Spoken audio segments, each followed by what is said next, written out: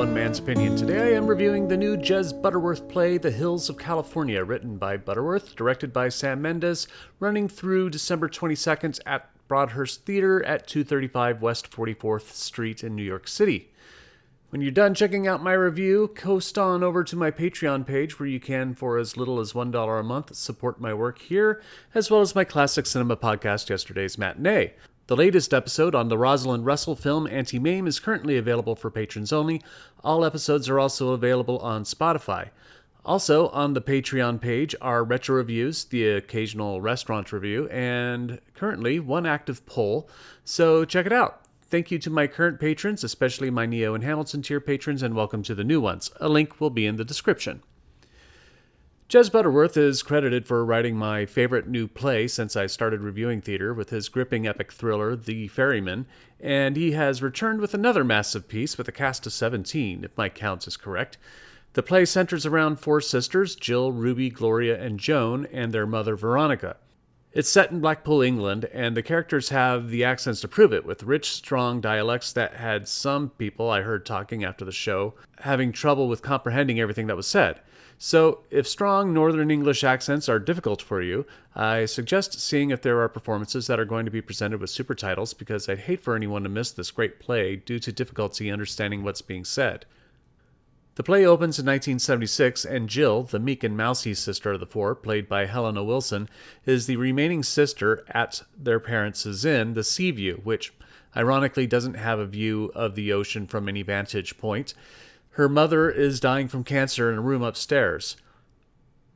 Near death, but in excruciating pain, her mother's attendant, Penny, played by Tarea Campbell, offers Jill the option of bringing in a doctor who'd be willing to euthanize her mother. Faced with the terrible decision of ending her mother's life, her other three sisters start returning home. There's the rambunctious Ruby, played by Ophelia Lovibond, the tempestuous Gloria, played by Leanne Best, and the enigmatic Joan, played by Laura Donnelly, who the other three sisters debate as to whether or not she will ever show up, as she has been away living in California for the past 20 years, with little contact with the family over that time, presumably living the life of a successful singer. The scenes in 1976 are intercut with flashbacks to 1955, when the four ladies were merely children, with the oldest, Joan, played by Laura McDonnell, at the age of 15. Their mother, Veronica, also played by Laura Donnelly, is a sort of Mama Rose type, trying to find success for her girls by having them sing songs like the Johnny Mercer song, The Hills of California, and songs by the Andrews Sisters, and willing to go to great lengths to have them succeed, especially when a music producer from the United States comes to give them a listen. What happens isn't exactly a Rashomon scenario, but the sisters all have differing memories and interpretations as to what happened during that time and what caused Joan to leave her sisters in Blackpool while she pursued her music career. There are a lot of finger-pointing and accusations and blaming. Butterworth's story flexes between the humorous and the tragic and balances it well. He allows the narrative to breathe and let both versions of the four sisters develop enough that we don't feel that one set is shortchanged for the other. This may lead you to believe that this overruns the play's runtime, especially for what is essentially a domestic drama, but far from it.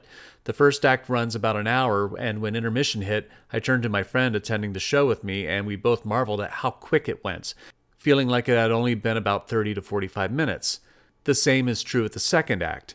It did start to show its length, though, in the third act, but not so much that I was ever wondering when the play will end.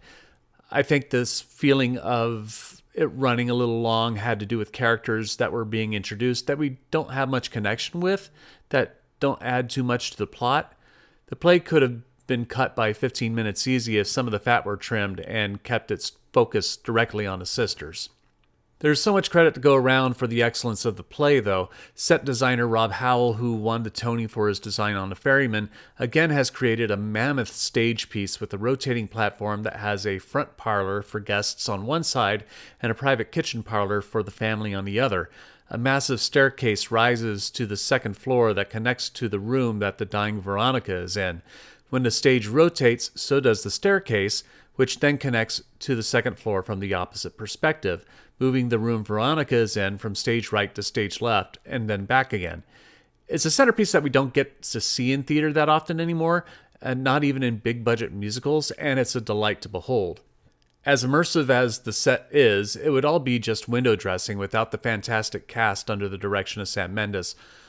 Laura Donnelly gives one of the best performances of the year as both the fiercely dedicated if delusional Veronica and the troubled and emotionally guarded Joan. The rest of the ladies are all great as well. Though they all would be believable as sisters on look alone, they are written and performed with distinct personalities that make each one instantly recognizable. The same is true for the sisters as children. Even though Veronica makes them dress up in costume to perform, McDonnell, Nancy Alsop, who plays young Gloria, Nicola Turner, who plays young Jill, and Sophia Ali, who plays young Ruby, all create a visible link between the younger versions of the girls with the older versions. It's that attention to the little details of the play by Mendes and the actresses that make the play feel so cohesive. The tension and suspense of what happens in the 1955 scenes build onto the tension of the scenes set in 1976 until all characters involved have to face the pain they've been hiding for the past 21 years, regardless of who is to blame. The Hills of California is another great achievement of the Butterworth-Mendes team-up, and Donnelly should be included in that as well, as she was in The Ferryman and Butterworth's The River as well. She also happens to be in a long-term relationship with Butterworth, but I have nothing negative to say about that, as she's such an excellent actress. Any claim of nepotism would be misguided. There are plenty of other collaborating teams out there between people in relationships, some for the worse, some for the better, and this is definitely on the positive.